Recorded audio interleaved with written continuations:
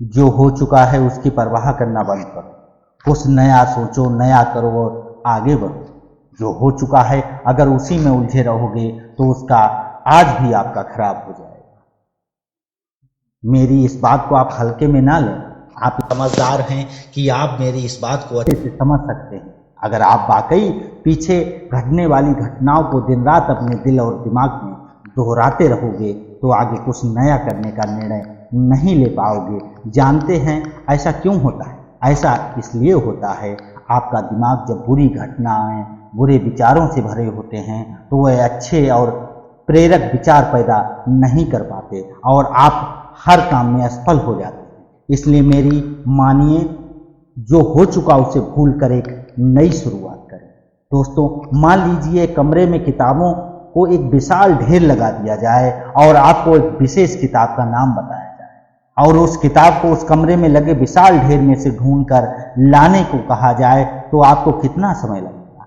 मुझे लगता है आपको बहुत समय लग जाएगा ना।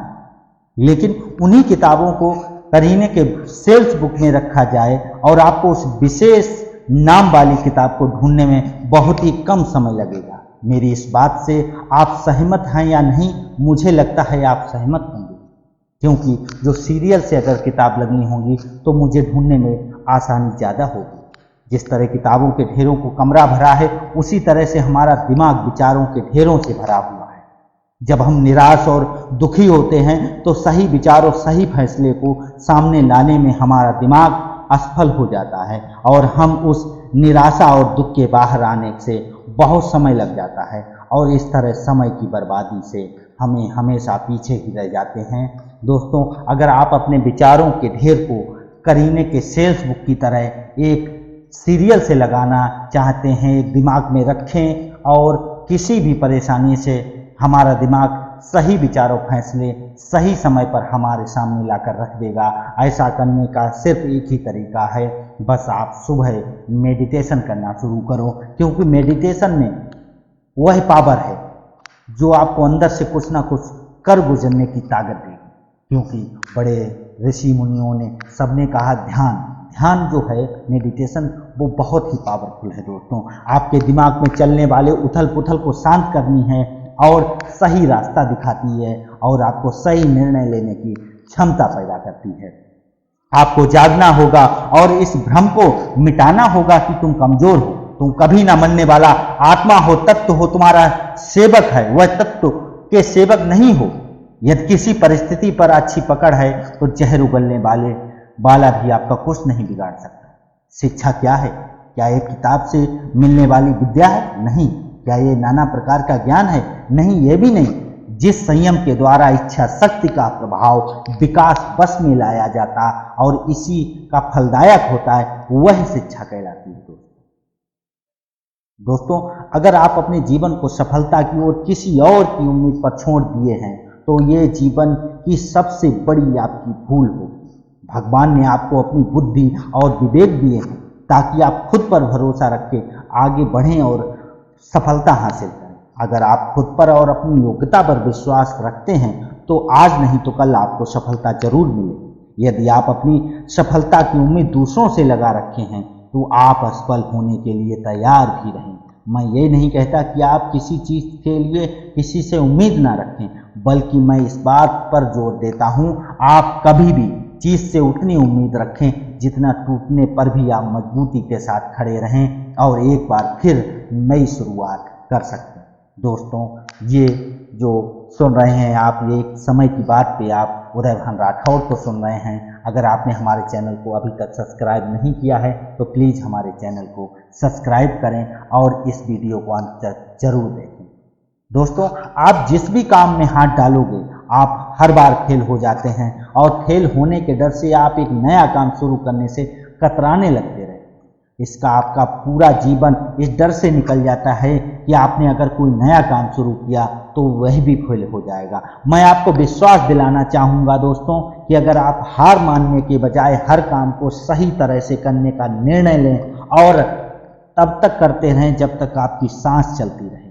अगर आप इस तरह का निर्णय ले सकते हैं तो आप हारने के बाद भी एक विजेता कहलाते हैं। वह विजेता जो कभी हार नहीं माना, पूरा जीवन जीतने में लगा दिया। यदि आप हार के बाद इस डर से शुरुआत नहीं करते कि आप एक बार फिर हार जाएंगे, तो यह मान लीजिए कि आप जिंदा होते हुए भी एक मरे हुए आदमी के समान, जिसमें एक नई शुरुआत की उम्मीद नहीं की जा सकती। यदि आप मेरी बात से सहमत हैं तो आप किसी भी काम को बार बार फेल होने के डर से ना, बल्कि बार बार उस काम को सही तरीके से करने की योजना बनाएं।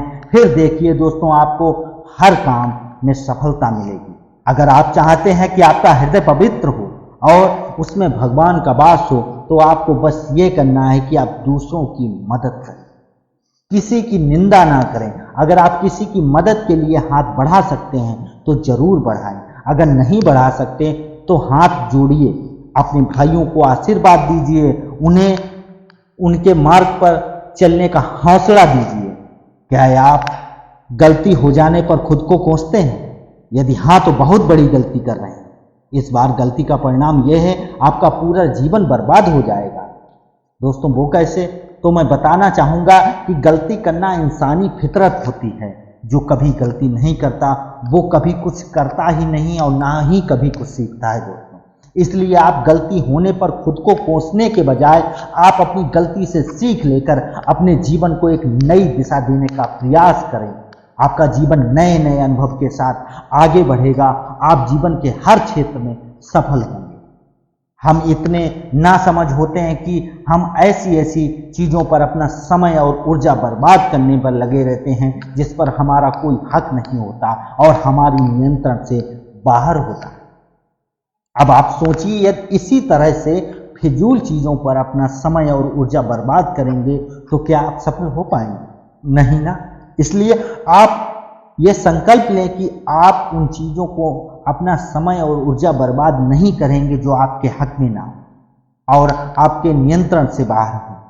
आप अपना समय और ऊर्जा उस चीज़ को करने में लगाएं जो आपको आपके लक्ष्य तक पहुंचने में मदद करे। इसी तरह राय और बुद्धि देने वालों की कमी नहीं है। आपको कदम कदम पर सिखाने वाले मिल जाएंगे, पर मेरी इस बात को याद रखना दोस्तों, वे जब भी आपको राय देंगे तो ऐसा नहीं है कि उनकी राय सही हो। इसलिए आप उनकी सुने पर करें वही जो आपका मन, आपका हृदय कहता है, वरना बाद में आपको इसी बात का पछतावा होगा, काश मैंने अपने मन की सुनी होती। तो ऐसा नहीं होता है। मैं ये नहीं कहता कि आप किसी की ना सुने, आप उन्हीं लोगों की ध्यान से सुने जो उस क्षेत्र में सफल है, जिस क्षेत्र में आप सफल होना चाहते हैं। क्योंकि आप कोई सफल व्यक्ति आपको कुछ सुनाएगा तो उसकी बातों में वो सच्चाई और वो स्पष्टता होगी जिसकी आपको सफल होने के लिए जीवन में बहुत अधिक जरूरत होगी। अगर ऊपर बताए गए सभी विचार जो हमने आपको बताए हैं वो आपको अच्छे से लगे हैं और आत्मसम्मान के लिए, सफलता के रास्ते के लिए आने वाली कठिनाइयाँ कम हो जाएंगी, आपको जोश भरेंगी ये कहानियाँ जो हैं। यदि आप बड़बोले हैं तो आप ठहर जाइए, क्योंकि अधिक बोलने वाले लोग अपनी एनर्जी और दिमाग दोनों खराब कर लेते हैं, जिसके परिणाम स्वरूप वे अपनी एकाग्रता और किसी काम को करने की ऊर्जा दोनों खत्म कर लेते हैं और जीवन भर सिर्फ बोलकर ही खुद को साबित करने की कोशिश में लगे रहते हैं। मेरी मानिए दोस्तों, और आज से ही बोलना कम करो। ज़्यादा बोलने में एनर्जी और दिमाग दोनों खराब होता है। इसलिए आप अपनी एनर्जी और दिमाग की ताकत को अपने लक्ष्य को हासिल करने में लगाओ, आप सफल हो जाएंगे। आप किसी भी चीज़ को लेकर चिंता करना छोड़ दीजिए, क्योंकि हमारी चिंता कोई और कर रहा है, इसलिए आप चिंता छोड़ो। उस काम पर पूरा फोकस लगा दिए जिसे आप अपने जीवन को बेहतर बनाने के लिए करना चाहते हैं। अगर ये सब करते हुए आपके साथ कुछ भी बुरा हो जाता है तो भी आपको बिना रुके अपनी मंजिल तय करनी होगी, आगे बढ़ना होगा, क्योंकि हमारे साथ जो कुछ भी बुरा या अच्छा होता है ये सब कुछ पहले से तय होता है। इसलिए इस बारे में चिंता करके आप अपना समय बर्बाद करेंगे और कुछ नहीं। भलाई हमारी इसी में है, हमें बिना परेशान हुए अपने अमूल्य काम को तय सीमा पर पूरा करना लेना चाहिए। भगवान हमारे बारे में सब कुछ पहले से तय करके रखे हैं, बस हमें चिंता छोड़ लगातार प्रयास करते रहना चाहिए। अंत में हमें जो मिलना है वह मिलकर जाएगा। दोस्तों, हम कहानी के माध्यम से दो लड़के जो हैं, उस कहानी के माध्यम से आपको कुछ समझाना चाहते हैं। दो लड़के एक बार एक आश्रम में काम करते हैं। वे दोनों अपने गुरु की दिन रात सेवा करते थे। उन दोनों लड़कों में से एक लड़के की बहन की शादी तय हो गई। वह अपनी बहन की शादी की तैयारी बहुत ही धूमधाम से करना चाहता था। वह अपने पास पैसे नहीं थे उसके पास। उनकी स्थिति उनके गुरु बहुत अच्छी तरह से जानते थे, पर वो भी उनकी मदद नहीं कर किए। सिवाय जब दोनों लड़के गांव जाने लगे, तैयार हुए, तो गुरु ने उन लड़कों को 5 अनार दिए जिसकी बहन की शादी थी। गांव जाते समय 5 अनार पाकर लड़का बहुत दुखी था। उसे तो पैसे की जरूरत थी, वह अनार क्या करेगा। उसे अपने गुरु पर बहुत गुस्सा आ रहा था। जब दोनों लड़के गांव की तरफ जा रहे थे तो रास्ते में राजा के सैनिक इस बात की घोषणा कर रहे थे, क्या किसी के पास अनार है? राजा को इसकी बहुत जरूरत है। हमने बहुत प्रयास किया पर हमें क्षेत्र में कोई अनार नहीं मिला। राजा की बेटी बहुत बीमार है, उसे दवा के लिए अनार की जरूरत है। दोनों लड़कों ने सोचा, हमें अनार की कोई जरूरत नहीं है, ये अनार हम राजा को दे देंगे और उसकी बेटी का अच्छा इलाज हो जाएगा। दोनों लड़कों ने अनार होने की बात सैनिक को बताई। सैनिक उन दोनों लड़कों को लेकर राजमहल पहुंचे और लड़कों ने अनार राजा को सौंप दिया। राजा ने उन्हें इससे के लिए कुछ सारा इनाम दिया, पैसा, जेवरात भी बहुत कुछ। उस लड़के की बहन की शादी बहुत ही धूमधाम से हो गई। जब उस लड़के को इस बात पर अफसोस हो रहा था कि वह बिना सोचे समझे अपने गुरु को कोस रहा था और उन्हें बुरा भला कह रहा। मुझे आशा है कि आपको ये कहानी अच्छे से समझ में आ गई होगी। हमें कभी भी चिंता नहीं करनी चाहिए, हमारी चिंता कोई और कर रहा है। दोस्तों, मैं आशा करता हूँ ये कहानी आपको अत्यंत अच्छी लगी होगी और इन्हें अपने जीवन में उतारें ताकि आपका जीवन सुख, शांति और समृद्धि से भरा रहे। आपकी सोच जिस तरह की होगी, आपकी जिंदगी ठीक उसी तरह से ही चलती रहेगी। इसके लिए किसी और को दोष देने से अच्छा है आप अपनी सोच को दोष दीजिए और उसे बदलने के लिए कदम बढ़ाइए। जब तक आप खुद के बदलाव के लिए कदम आगे नहीं बढ़ाएंगे, तब तक ना तो आपका आज बदलेगा और ना ही आपका कल आने वाला फ्यूचर। कल बदलने के लिए सबसे पहले हमें जो बदलना है वो हमारी सोच, क्योंकि आप अच्छे से अच्छा जानते हैं सोच ही वो नींव है जिस पर हम अपने सपनों का महल बना सकते हैं। दोस्तों, आपकी सोच दोनों तरह की हो सकती है, अच्छी और बुरी, पर आप किसी तरह की सोच को महत्व देते हैं, उसी को यह होता है कि आपका पूरा जीवन कैसा होगा। आप अच्छे की तरफ जाना चाहते हैं कि बुरे की तरफ। जीवन के हर मोड़ पर कठिनाइयों से आपका सामना होगा। अगर आप उन कठिनाइयों से लड़ने के लिए मानसिक रूप से मजबूत होना चाहते हैं तो आपके दिमाग को प्रेरित करने वाले विचारों से सोचिए, खुद पर भरोसा और आत्मविश्वास बनाए रखिए। सारी कठिनाइयां अवसर में बदल जाएंगी। क्या आपने कभी इस बात पर गौर किया है कि अवसर हमेशा कठिन परिस्थितियों में जन्म लेता है? अगर आप हमेशा आपके पास लोग बहुत सुखी हैं तो क्या आपको वहां कोई अवसर पैदा होगा? नहीं ना दोस्तों, क्योंकि वहां किसी को किसी प्रकार की कोई जरूरत ही नहीं।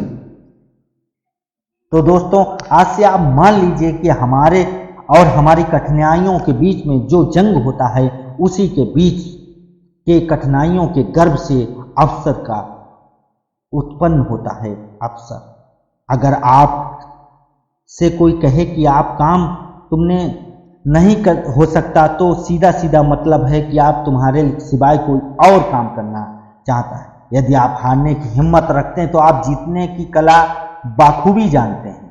चेहरे की रंगत से सिर्फ आदमी निखरता है, लेकिन मन की रंगत से आदमी और उसका भविष्य दोनों निखरते हैं। दोस्तों, इसी को सफ़ेद झूठ बोलने वाले कहते हैं। सफ़ेद झूठ बोलने के चक्कर में लोग वह नहीं कर पाए जो उन्हें करना चाहिए था।